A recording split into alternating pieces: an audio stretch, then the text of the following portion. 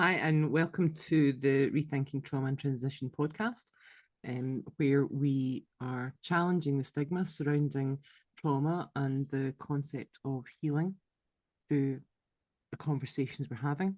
We want you to be empowered in the experiences you're facing and the challenges, and hopefully by providing some knowledge and a different way of talking and language in terms of the descriptions and how we speak about that, then that helps you towards your transformative journey to a more fulfilling life. So what we're talking about today, Rich? We are, Ali, talking about resiliency and what that means. So give me a definition of resiliency, Rich. I'm not going to give you a definition per se. I think we'll look at it this way. It could be described as successfully adapting to difficult or life-challenging events or experiences. So there's a bit. I was looking at some of the social media posts recently about resiliency, and there was a bit of a debate because I think sometimes people talk about resiliency in terms of, it sounds almost as if in order for you to be resilient or to have high levels of resiliency, it's kind of almost like a just get on and do it type attitude. Yes. And that possibly is where people are ending up being burnt out because they think they have to take on this burden or this extra work, whatever it is, and they haven't set themselves their own personal boundaries, which we've talked about quite a lot in the past few episodes. Yeah. Because I don't know about you, but for me, it's more about a constant learning journey where we learn about ourselves and we don't necessarily come out the other side unscathed, but we come out stronger from the lessons we've learned. Definitely. And that's what it's about. It's, as it says, it's about being able to successfully adapt to whatever difficult life-challenging events that we're experiencing and coming across. Because if we're doing the same kind of thinking throughout, there's no adaptation, there's no change, is there? It's just carrying on the same old way that we always have done. And that's people then end up potentially becoming depressed, anxious, isolated, because they have no other means of coping or dealing with these situations. I like the way you're using one specific word in that there, Rich, and that's adaptation. I think that's really important, especially when I pick up on what you're saying about almost that, because it's not about doing the same old, same old. Yeah. It's not the strongest of the species that survives. It's the most adaptable, isn't it? Very much. Yeah. And there's that element of learning that the adaptation is a vital part of, because that's almost a demonstration of the learning then. Yeah. As we say in the military, and I'm sure this comes across the whole sector of workforces, is improvise, adapt, and overcome. If something's not working, find a way to improvise a new tool or new method of doing something and adapt that tool or way of doing it and overcome that obstacle, that objective into, I was going to say victory. Yeah, I suppose that could be a good word to use. Success. Success, yeah. So if we break that down to the improvise, adapt, and overcome, because there's an element, essence there's almost like 3 stages in terms of that resiliency journey then, isn't there?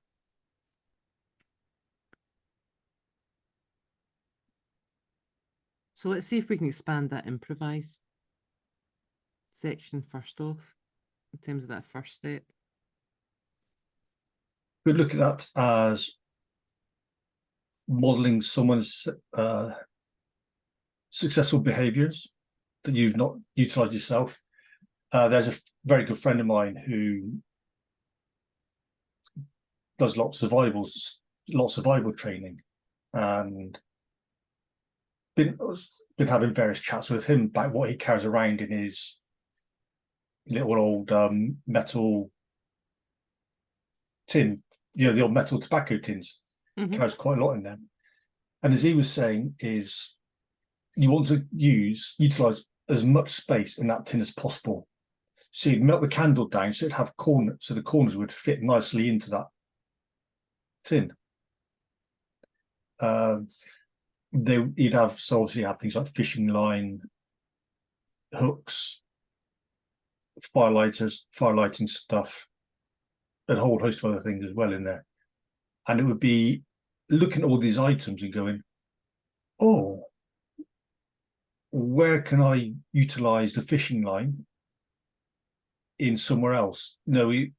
Say, for example, going out when he's gone out on his exercises, when he's gone out to do some survival stuff, there's some line in there. He may have had a big old cut on his arm, and he could use that fishing line then to stitch himself up. Not the best stuff to use, obviously, but it's things like that to improvise, not utilize necessarily what something is designed for to be used as. So if I think about that in a business context, that sounds a lot like transferable skills and transferable learning. Yeah. Now, if I look at things like learning methodology, lean methodology, there's always that review and implement phase where you're kind of looking at the things that have gone right, the things that have gone wrong. You're looking to replicate the successes as much as you can, and you're looking to learn from the things that could have gone better and going, well, actually, what would we do differently, knowing what we know now about that experience.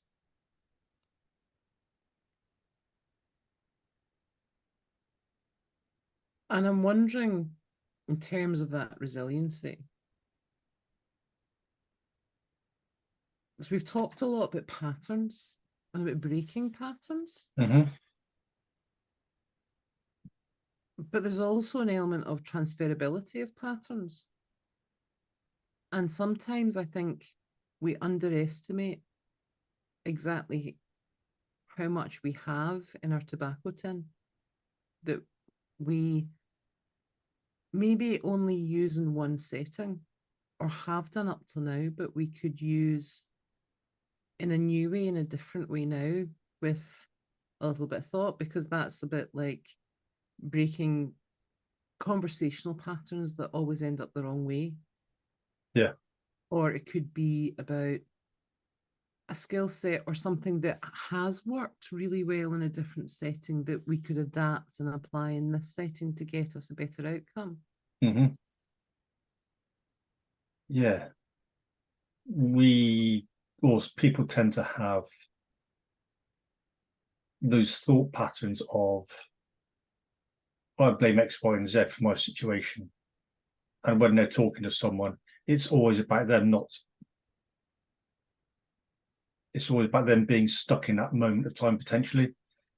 Always repeating those patterns, always repeating the same phrases, the same words.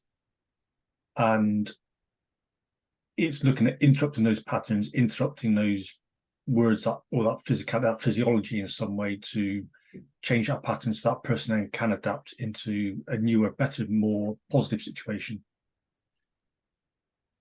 It strikes me that also a part of resiliency then, in terms of breaking those patterns and the adaptation, there's an element where we have to be prepared to step out of our comfort zone,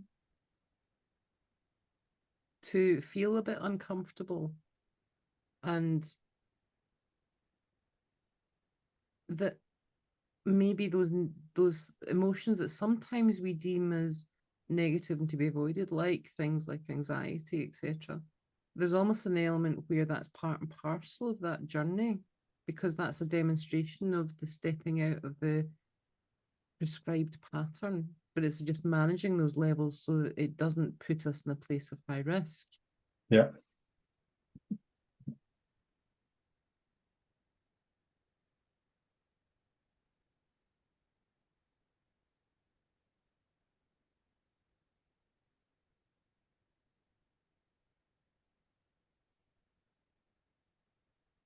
So if we're looking at improvisation and adaptability and that transference of learning and skill, that stepping out of our comfort zone,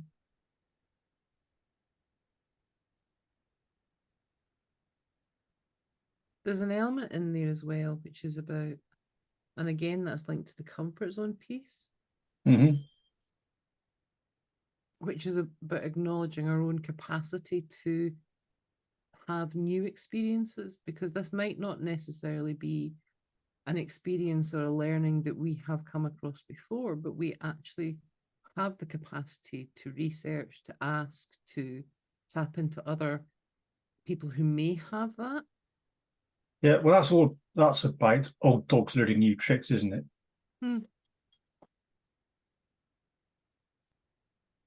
And doing different things when you don't think you're capable. So that could be going to the gym, learning new hobby, new sport, new social network, something like that. So research that says how to be or gain more resiliency from people or from yourself really is 5 principles, and they are gratitude, compassion, acceptance, meaning, and forgiveness. Can you break those down in a wee bit more detail for me, Rick? Yeah. So gratitude is being grateful for the little things we've got. You know, we could be having a meal, we could be having a home, friendship. Then we got compassion to ourselves and others, because we all make mistakes.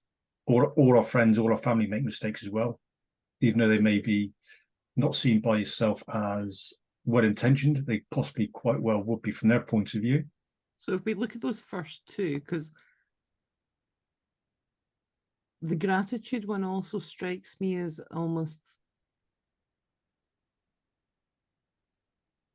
like touching base, because when we are out of our comfort zone, when we are in an anxious state, sometimes we actually forget what the foundations under our feet look like. Yeah. And that gratitude piece sounds almost like it's a check-in to remind us exactly what those foundations look like. Yeah, that's not letting our thoughts run away. It's about finding our center, as you say, being grounded again.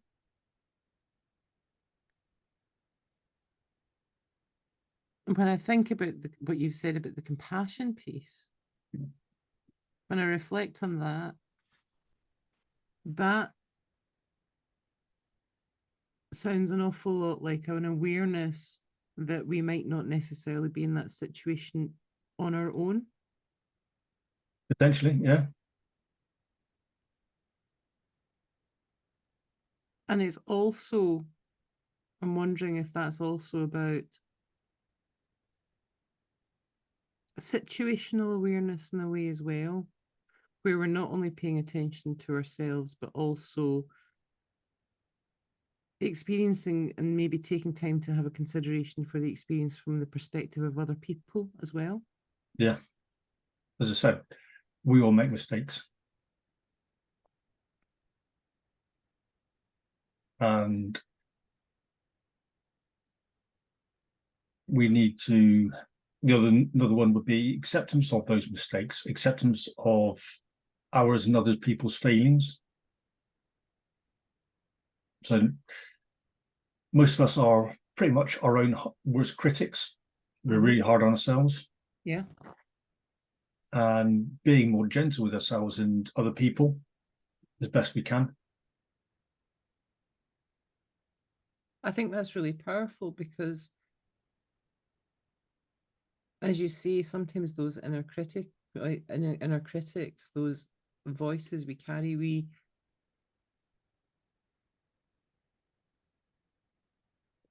we are quick to place blame, and often that blame is on ourselves when we're coming from a place of low self-esteem, low self-worth, or low self-value. When we're coming from a place of insecurity, then, and again, I think that comes back to that desire to keep ourselves safe. If we are out of our comfort zone, then the urge is to get back into our comfort zone as fast as possible. And that can translate sometimes to that self-blame, because it's the urge to back away and back away swiftly. Yeah. Whereas forgiveness of both ourselves and our own capacity to not have to be perfect all of the time, but also to allow other people not to have to be perfect all the time too, is really powerful. Yeah. And you've also, the other three are acceptance, which we've kind of covered, meaning, and you've covered a little bit of that, is forgiveness as well, Ali. So it helps to find some kind of positive meaning in that trial and tribulation they've been through, and how it's had that positive effect on yourself, even though you may not see it at that time or understand what that positive effect is going to make that person, potentially that person, hopefully a whole lot better in some regards. I suppose what we're not saying is being grateful for the negative experiences. What we're recognizing is that we have the capacity to find value in different ways, isn't it? Yeah. That sometimes that value is not maybe necessarily immediately visible to us. No. But at some point we can repurpose that experience, or part of that experience. We can repurpose the growth from that experience.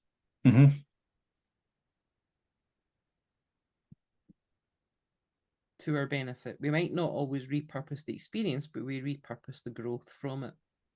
Yeah.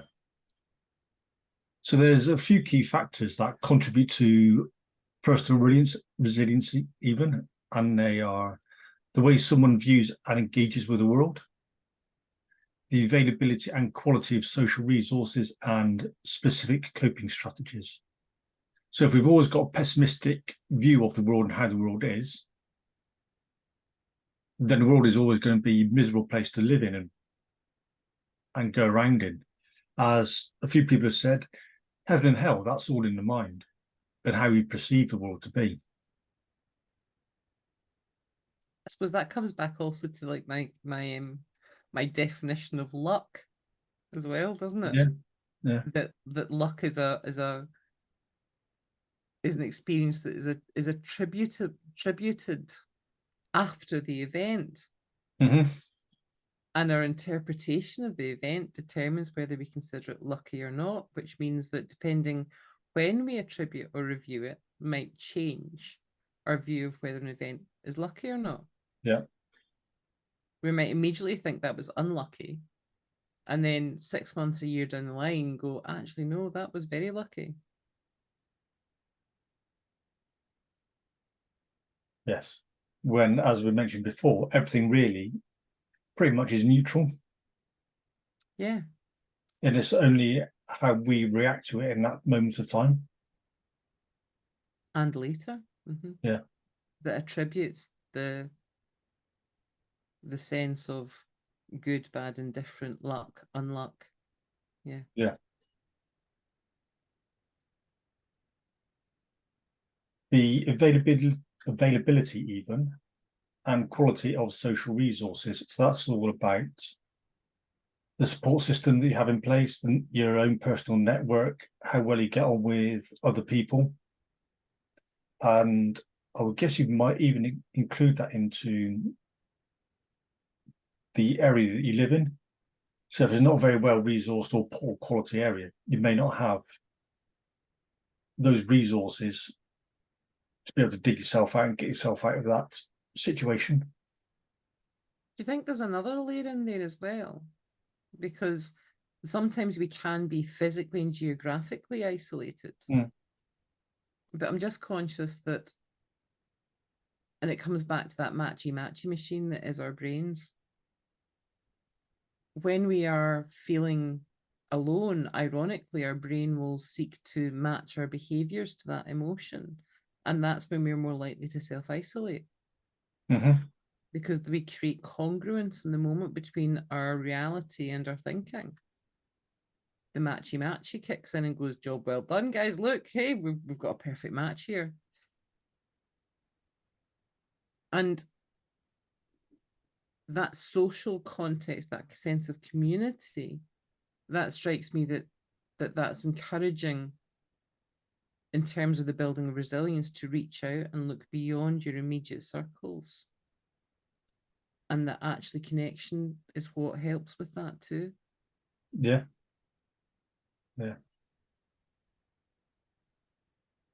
Well, it would also be, if somebody's living in a rundown area, they're most likely going to have a harder time than somebody who lives in a more affluent area of dealing and coping with things, because there's generally less resources allocated to that.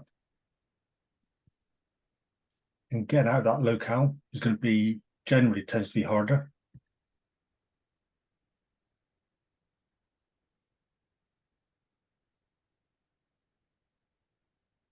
I'm contemplating that, because I think sometimes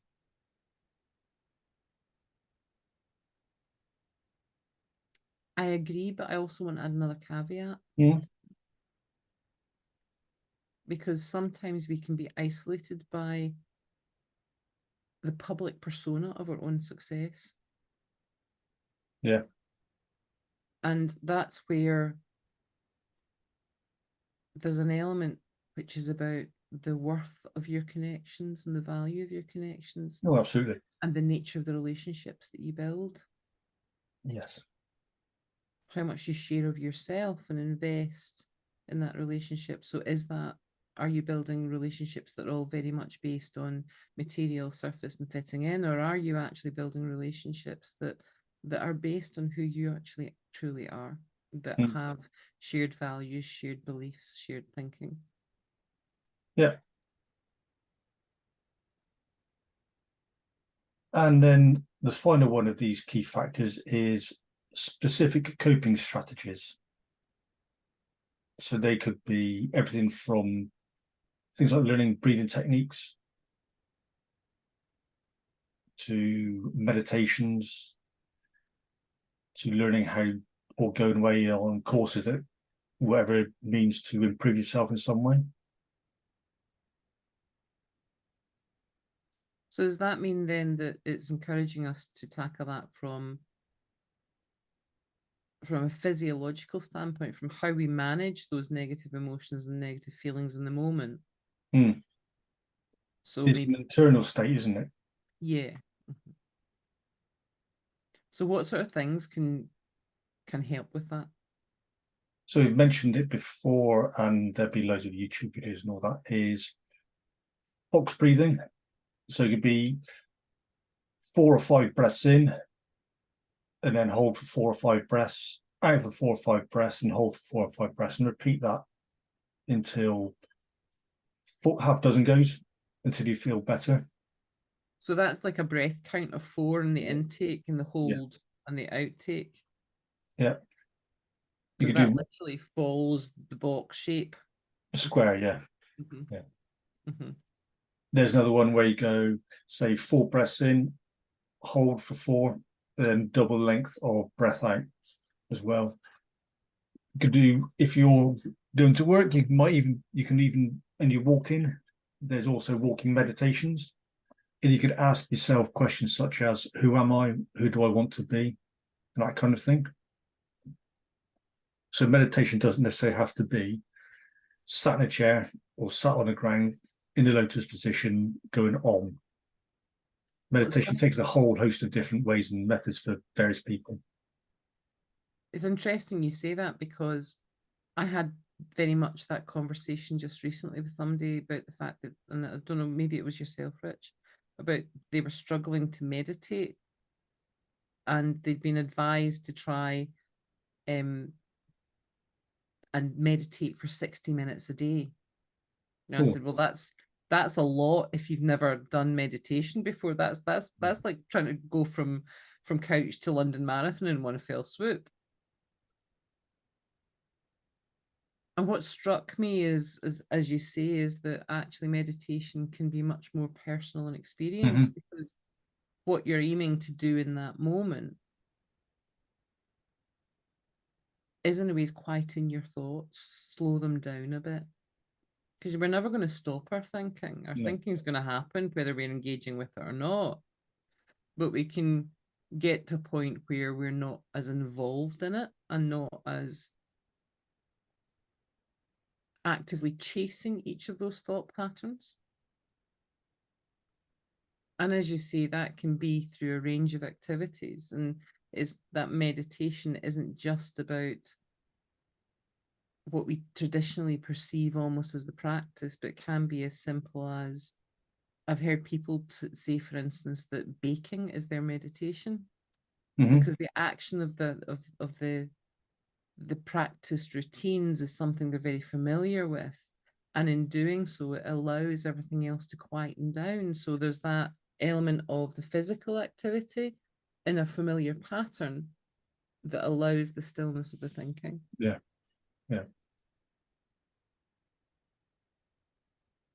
For some, that may be walking. Yeah, absolutely. Maybe running.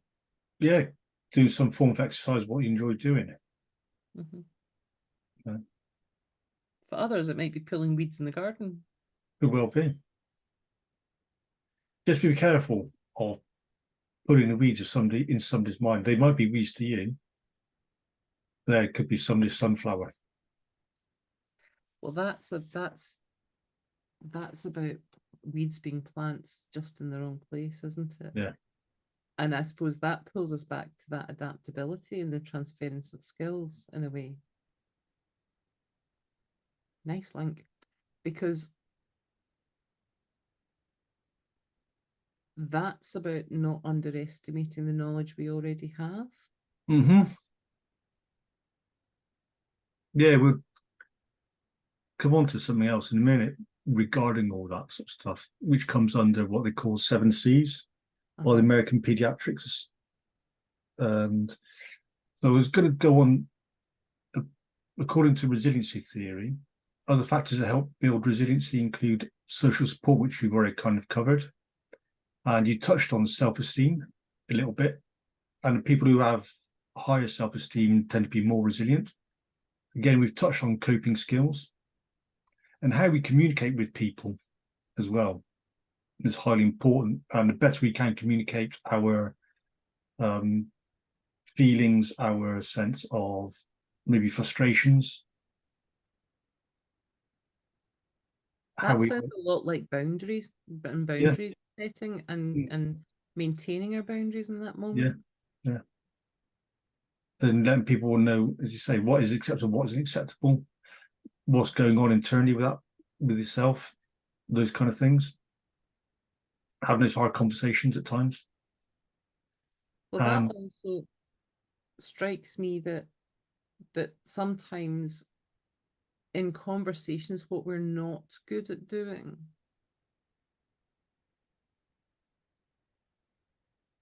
is having a conversation about, this is impacting me in this way. Yeah. And this is where I'm at this point with this. What we're very good at sometimes is the stone throwing, the you can't do this, you can't do that conversations. Yes, very much so. Rather than the more honest conversation, which sometimes feels the harder one, which is about, this is what I'm feeling right now. Yeah. Yet the second one, that this is what I'm feeling right now, is the one that somebody can't really argue with you about, because you're expressing your feelings. You're not attributing ownership or responsibility. You're just saying, this is my experience in this moment. That's right, yeah. Is blame free. And judgment free as well. Yeah, it is judgment free. There is no judgment either on self or other. In that there's no blame on self or other. It is just a very factual, this is my experience in this moment. Yeah. And as a result, you're much more likely to get a different response that doesn't result in the blame game that sometimes degenerates situations to a point of no resolution. Well, it'd be, as we mentioned before, it'd be going over those same old patterns, having those same old conversations with that same family member, for argument's sake. And then, as you said, poking fingers at people and chest poking and going, you did that to me and I did that to you, and all that sort of malarkey. Yeah.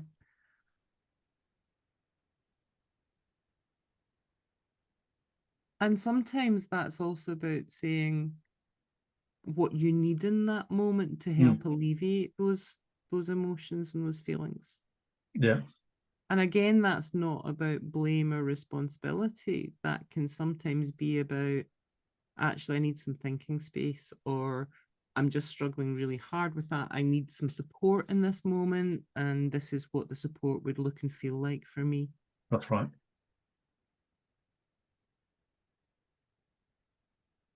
And sometimes that's also about, I just need a good vent to get it off my chest and get that out there, because quite often we get into the habit, especially if we're working with people or we're with people that we are very close to and attached to, we get into fix mode. Yeah. When in actual fact, what that person needs from us in that moment is the space to express what they're experiencing, and the trust that in the expression, that's part of them figuring it out for themselves. Exactly. Well, we've all got an idea of who those people are that are nearest to us. So we've got that mold, and breaking, stepping out of that mold is quite a hard thing for people to accept and deal with, because they don't like it. Well, they don't like it. They're not used to it. It's difficult. It's new territory. It is, yeah. I remember probably one of the best line managers I ever had, and they were amazing in terms of what I learned working with them. But what was absolutely superb was they gave me the freedom to not always be perfectly comfortable with everything, but also the trust to know that I was more than capable of acknowledging when I needed their support and help. And Right. they would literally, if I was expressing an issue, they would literally say to me, "What do you need from me right now? Do you need me to intervene in your behalf, or are you okay and you just need to work through it with me?" And that was incredibly liberating, incredibly freeing, because it took a whole host of pressure off that conversation that just didn't need to be there. But it also gave a lot of freedom in expressing what I was experiencing, what my concerns were, and it opened up my thinking and my problem solving in that moment. Yeah. And the final one of these factors then is emotional regulation. So again, if we're not considering who we are and how we are, and we're always running up in the red zone, our blood pressure's up, we're going to be thinking straight. We're not going to be able to have those conversations. We're not be able to communicate well. And those coping skills have gone completely out the window. And possibly losing all that social support around us, which is very important as well. So that sounds a lot like it's, and again, I'm referencing some of the things we've talked about before, as almost being aware of the bridge out signs before it gets to the critical point, before you're in the red zone, and giving ourselves the capacity to be more responsive earlier to those. Yes. And again, as you said, noticing those signs of when we are becoming distressed, and finding those people, that social support who we can turn to give us that assistance that we do require. Because in the extreme, that sounds almost like a blowout or burnout situation. That can be not pausing until the point where the pressure cooker has well and truly imploded. Yeah. And thinking about that knowing where your red zone is sounds to me like that's a really powerful thing to acknowledge. Because it strikes me that in amongst all of that, again, are our values, our beliefs, and our boundaries. Yeah. And how much attention we're paying to all of those in terms of encroachments or challenges to those. Yeah. So we'll go on to the 7 C's if you want to, Ali. Go for it. So this is from the American Academy of Pediatrics. And they say these 7 C's are competence, confidence, connection, character, contribution, coping, and control. So we've already covered a few of these. And so they say competence is the ability to know how to handle situations effectively, to build competence, individuals develop a set of skills that help them trust their judgments and make responsible choices. So that's about acknowledging that we're constantly learning then, really, isn't it? Yeah. And it comes back to that capacity to give ourselves the grace period to do so. Yes. And to not always have to be perfect. Yeah. And as well is, I'm sure that you've done this, you start reading about a subject and you go, oh my God, how much do I not know about all this? All the time, yeah. Wow, I feel like, so start reading new subjects on whatever it is, you go, Christ alive, I'm back in primary school. Yeah. Whatever it is, and go, you're talking to someone who's been doing in their field for a long time, go, I'm an absolute idiot compared to, not an idiot, but yeah, it's a long old journey to get to a reasonable level where you may feel confident within yourself. And there's always the imposter syndrome when you do get to a competent level, because it's all that, what's that scale again? Dunning-Kruger effect, isn't it? Can I add another C into the mix? Yeah. And I'm going to add a C that's the counterbalance sometimes to that. That's the enabler for it. It certainly was for me. And that's curiosity. Because I for a long while struggled with the capacity to be able to say that I actually didn't have the answer, I didn't know, or I found it really difficult when I didn't have a clue about something. It felt like it was a judgment on me that I was lacking. And what tipped the scales for me was opening the door in my curiosity. Because when I'm really curious, there is no space left for me to feel as though I'm not smart enough, I'm not intelligent enough, because my curiosity fills all of that space. And that enables the questions. Now, sometimes it could be a bit much. I do appreciate that because, and I've got to rein the questions back in and slow them down because I'm going full hog down that rabbit hole. But it means that I ask questions a lot more than I ever did before. Yeah. And it means that when I'm curious, there's no space for me to feel as though I'm not smart enough, I'm not intelligent enough, because I'm just curious. Yeah. Yes, I'm curious where it will take you in your wonderings and musings and things. The next one is confidence. So Dr. Ginsberg says that true self-confidence is rooted in competence, and individuals gain confidence by demonstrating competence in real-life situations.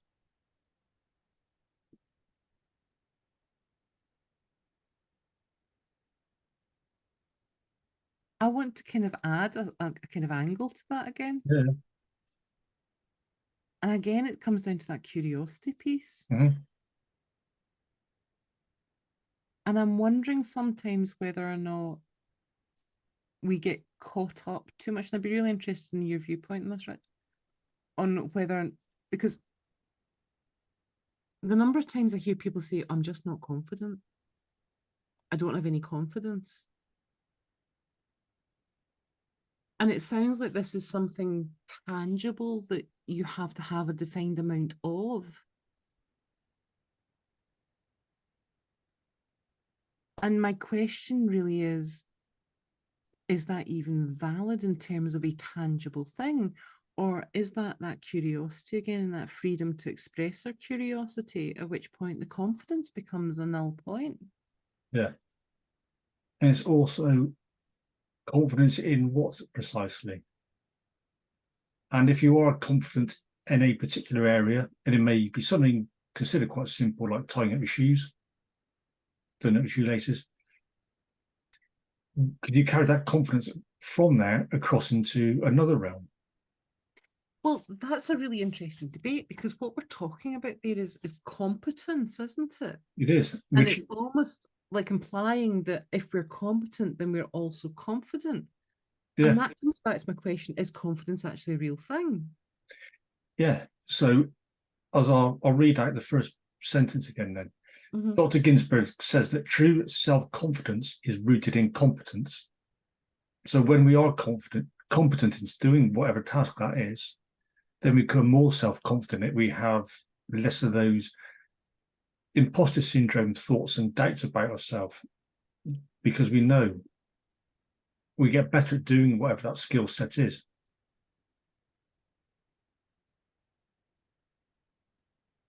I'm contemplating the imposter syndrome, because as we're having the conversation, and don't get me wrong, I have that sometimes too. You know, I don't know anybody that doesn't from time to time. Some of us more than others, but you know, especially when I'm stepping out of my comfort zone. Yeah. And I'm doing something that I don't have yet, that unconscious competence, that embedding of my learning, when I'm still having to actively work through things, actively recall, because it's not quite at my fingertips yet. I've still got to process and work it out in a much more conscious way.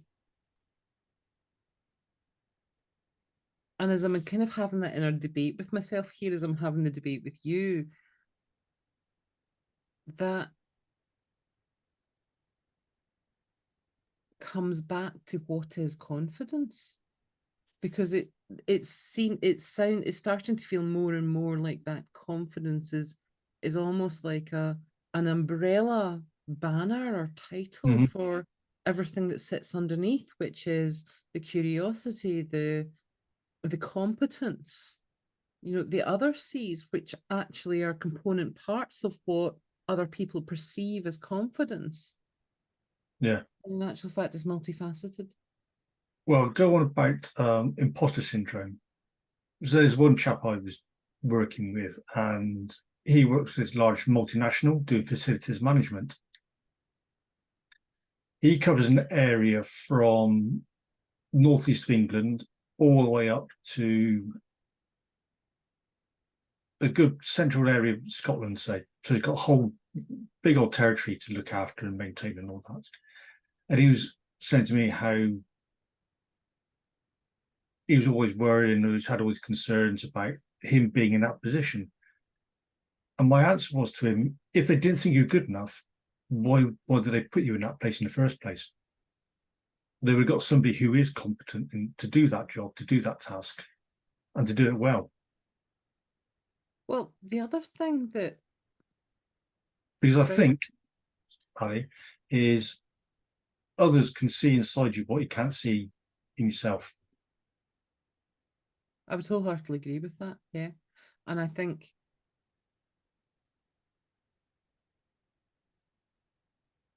the other thing I would add is sometimes there is nothing more soul destroying than being bored. Bored. Bored. Yes. Yeah, it's my Scottish accent kicking in there, isn't it? Because when we're bored, we're less likely to be engaged. We are, yeah. We're less likely to be creative. We're less likely to be imaginative. And as a result, we're probably less adaptable. And if we are unconsciously competent in absolutely everything and there is no challenge in something,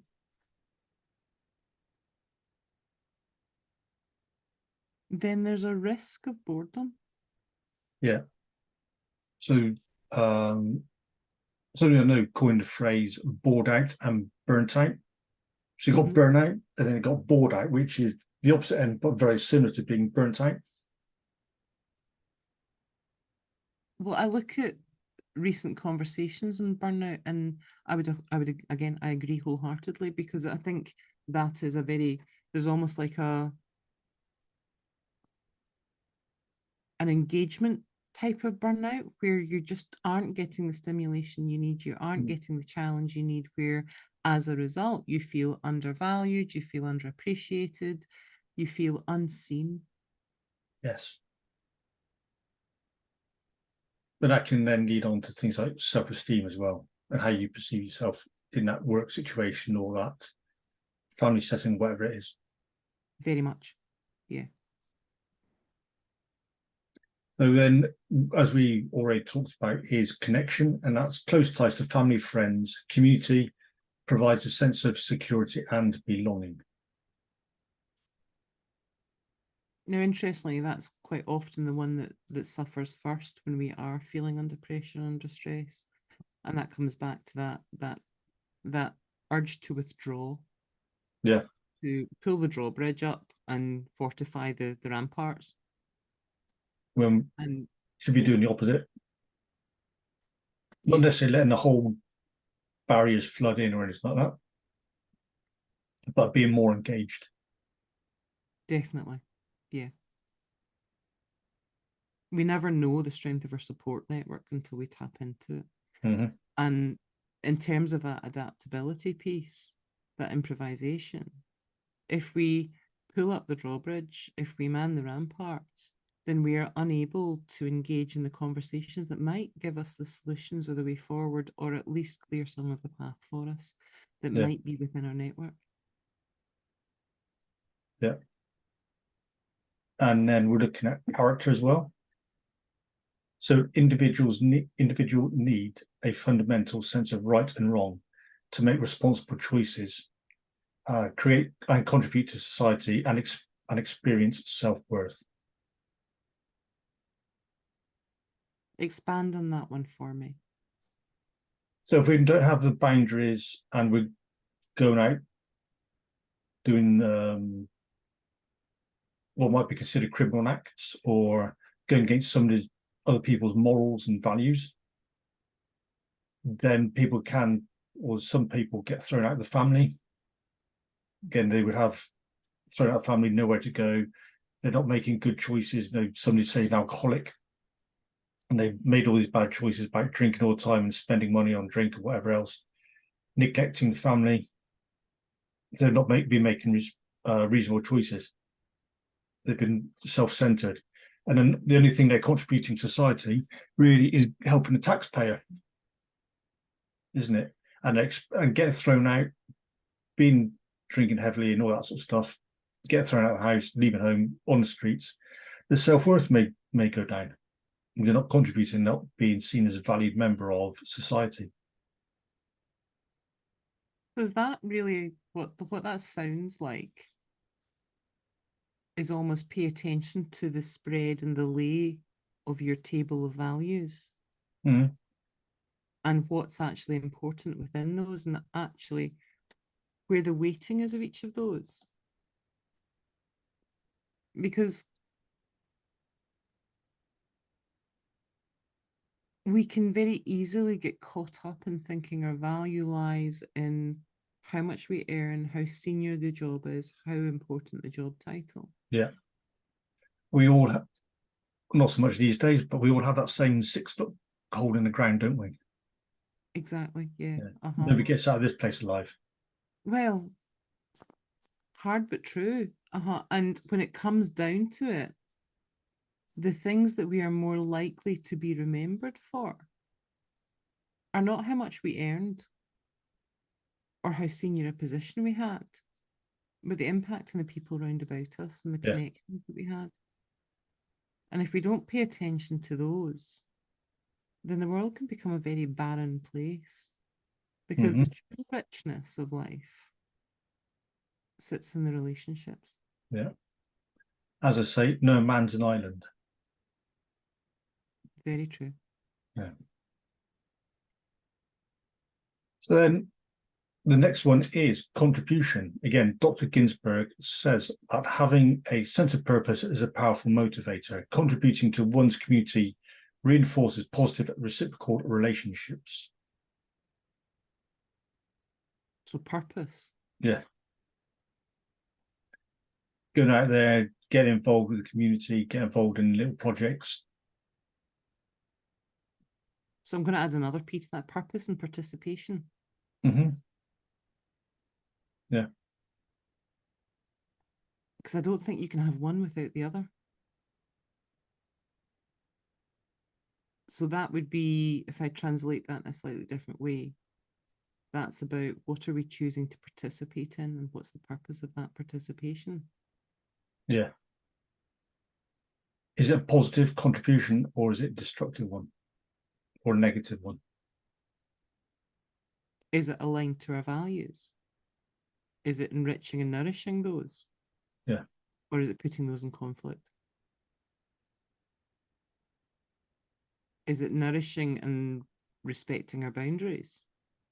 Or is it encroaching on those?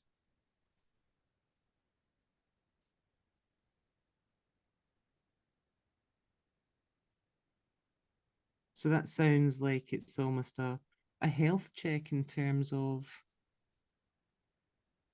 invest wisely of your time and efforts. And who with as well. Yeah. That the participation is aligned to your own internal scale in terms of value and worth and beliefs. Yeah. So next one is coping. When people learn how to cope with stress effectively, they remember there's two kinds of stress.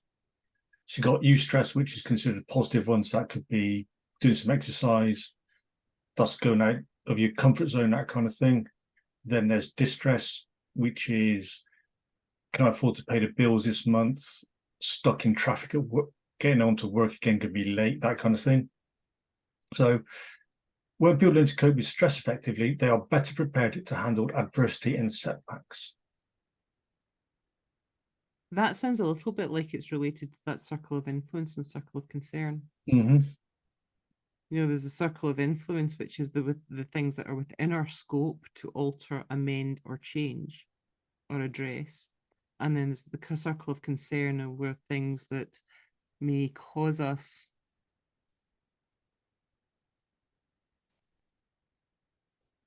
impact on us, but it's not within our immediate scope to do anything about. Yeah, I was going to say that's something that is totally beyond what some people get all upset and bothered about is things, as I say, things beyond their absolute control, things that they can do a little bit to do whatever to help, but in the grand scheme of things, it ain't going to change much.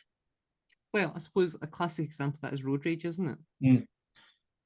Because road rage is almost like the physical manifestation of us engaging with something that actually is not within our scope to influence. Other people's driving might concern us, but actually that's up to them to sort. Yeah. But we end up experiencing road rage and wanting to influence that, when in actual fact, that negative expression, that negative experience of the moment isn't something that we can actually alter or amend. Well, again, that's going back to our own emotional regulation, isn't it? Yeah. So that sounds like the emotional regulation also has a key part in terms of us recognizing what the scope of our influence actually is. Yeah.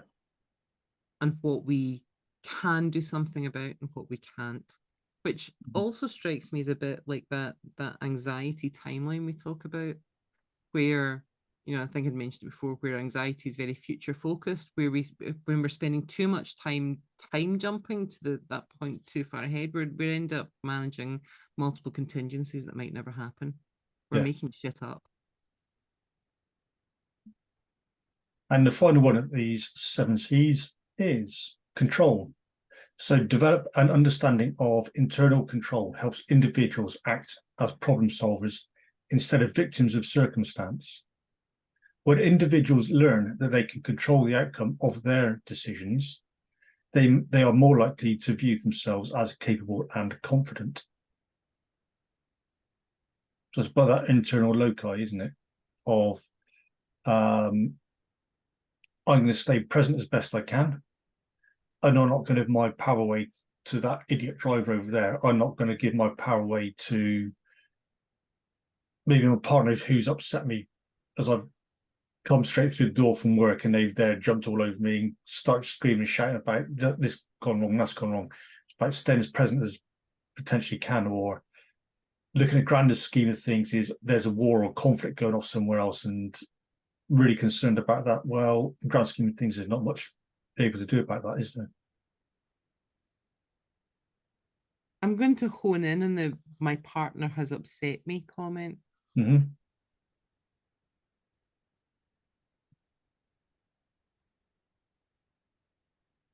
Because that's a very personalized experience in the moment. Yeah. And the reason I'm honing in on it is because I create my emotional landscape. Exactly. It's a reaction to.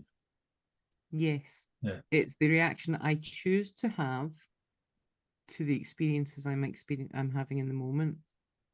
That means that I create those emotions. Mm-hmm. They are responsive. And though they are responding to my thinking round about that, to the messaging that I am creating in myself in that moment. Yeah. And as we've always mentioned beforehand, it's about boundaries. You know, you'd ask your partner to say, give yourself 10 minutes to come into the house, sort your stuff out, then they can have a chat and discussion about it. And it's all about communication as well, setting boundaries as to what's acceptable and not getting jumped on as soon as you come through that door kind of thing. Well, it's also sometimes, again, about that curiosity and not engaging the same pattern. Because there's nothing so powerful as responding in an unexpected way to get a different response. Oh, yeah. And that it basically rips up the script. And one of the most powerful phrases that you can use in situations like that is a very simple one, which is, tell me more, not tell me less. Yeah. Because you immediately push the person into a point of reflection where they then have to gather more information. And as a result, you're more likely to, one, get information that's more useful because you're pushing them to a different point, and therefore more than likely you're breaking that emotional state. And you're enabling space for the creation of a different one. You're also information gathering, and you're no longer in conflict.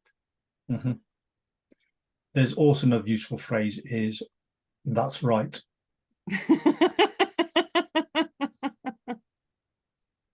So that's an acknowledgement of somebody's upset. So it could be, that's right, you're angry now. Mm-hmm. That's right, you're upset now. Or just simply, that's right. What I would suggest is, if that's with your partner, you probably need to follow that up with a, I can see that, tell me more. Yes. Otherwise, yeah. Yeah. So there's that acknowledgement, and then the follow up with the fact finding, or yeah, get curious. Yeah. Give them space to explore that, not shut them down. Yeah. Because sometimes the most hurtful thing we can do to others is put them in a situation where they don't feel heard. And the most powerful thing we can do is hear them. And avoid the judgment as well. Mm-hmm. Yeah. So today, Ali, we've been talking about resiliency and ways and means of becoming more resilient? Well, I think that is also, we've really gone through almost the resiliency isn't something simple. It's made up of so many different elements and aspects. And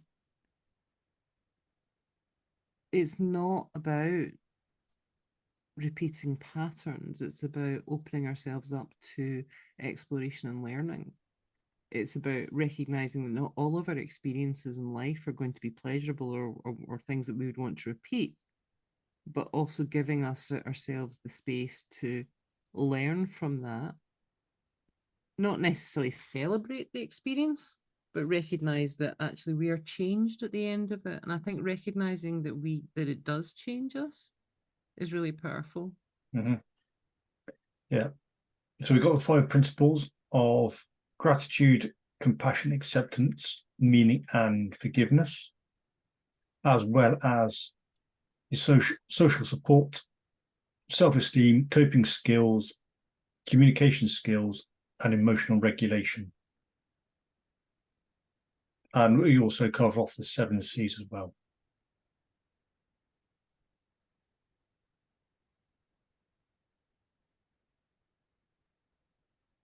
I think resiliency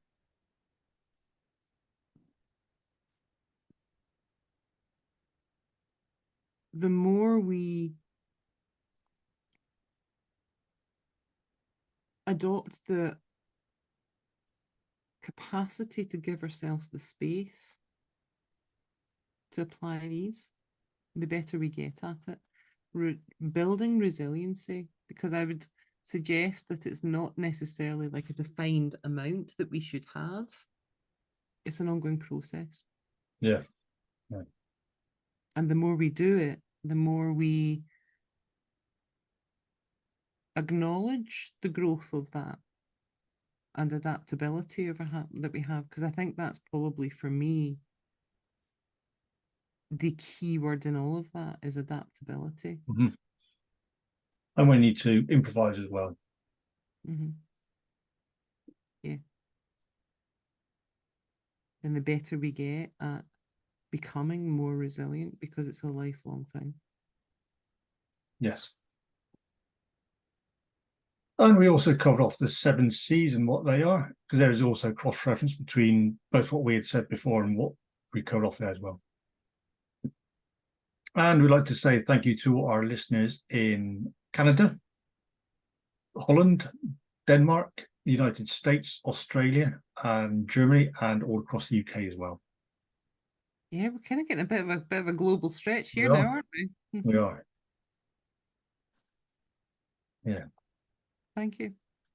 Yeah. So thank you for listening, and we'll see you next time. We shall indeed. Yes. Take care.